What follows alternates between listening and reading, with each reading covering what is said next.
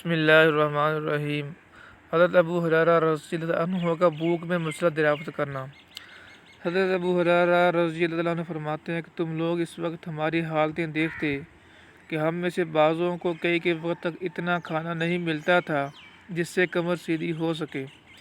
میں بھوک کی وجہ سے جگر کو زمین سے چپٹا دیتا اور کبھی پیٹ کے بل پڑا رہتا اور کبھی پیٹ پر پتھر باندھ لیتا تھا۔ ایک مرتبہ میں راستہ میں بیٹھ گیا جہاں کوئی ان حضرات کا راستہ تھا۔ اول حضرت ابوبکر صدیق رضی اللہ عنہ گزرے۔ میں نے ان سے کوئی بات پوچھنا شروع کر دی۔ خیال تھا کہ یہ بات کرتے ہوئے گھر تک لے جائیں گے اور پھر عادت شریفہ کے موافق جو موجود ہوگا اس میں تواضع ہی فرمائیں گے، مگر انہوں نے ایسا نہ کیا۔ غالباً ذہن منتقل نہیں ہوا یا اپنے گھر کا حال معلوم ہوگا کہ وہاں بھی کچھ نہیں۔ اس کے بعد حضرت عمر رضی اللہ عنہ تشریف لائے، ان کے ساتھ بھی یہی صورت پیش آئی۔ پھر نبی اکرم صلی اللہ علیہ وسلم تشریف لائے اور مجھے دیکھ کر مسکرائے اور میری حالت اور غرض سمجھ گئے اور ارشاد فرمایا، ابو ہریرہ میرے ساتھ آؤ۔ میں ساتھ ہو لیا۔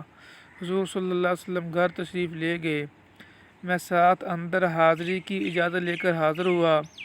گھر میں ایک پیالہ دودھ کا رکھا ہوا تھا جو خدمت اقدس میں پیش کیا گیا۔ دریافت فرمایا کہ کہاں سے آیا ہے؟ عرض کیا کہ فلاں جگہ سے، حضور صلی اللہ علیہ وسلم کے لیے ہدیہ میں آیا ہے۔ حضور صلی اللہ علیہ وسلم نے ارشاد فرمایا کہ ابو ہریرہ جاؤ، اہل صفہ کو بلا لاؤ۔ اہل صفہ اسلام کے مہمان شمار ہوتے تھے۔ یہ وہ لوگ تھے جن کے نہ گھر تھا، نہ در، نہ ٹھکانہ، نہ کھانے کا کوئی مستقل انتظام۔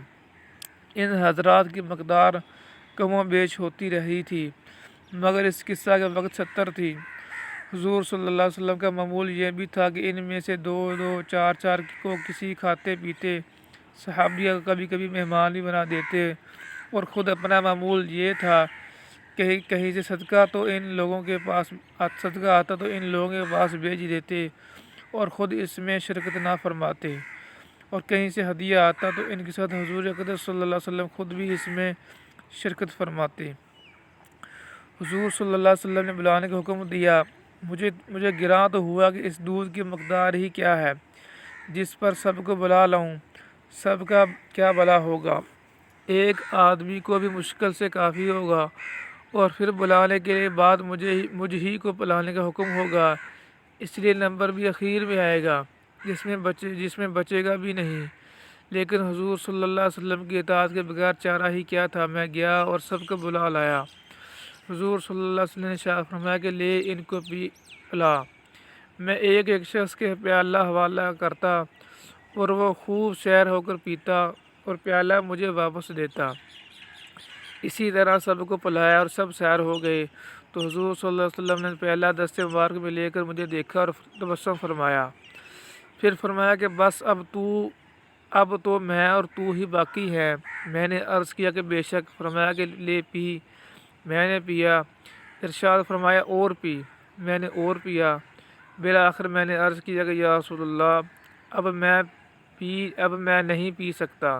اس کے بعد حضور صلی اللہ علیہ وسلم نے سب کا بچا ہوا خود نوش فرمایا۔ اللہ تعالیٰ سے دعا ہے اللہ تعالیٰ سے واقعہ سننے کے بعد عمل کرنے کی، اس سے سبق حاصل کرنے کی اور دوسروں تک پہنچانے کی توفیق نصیب فرمائے۔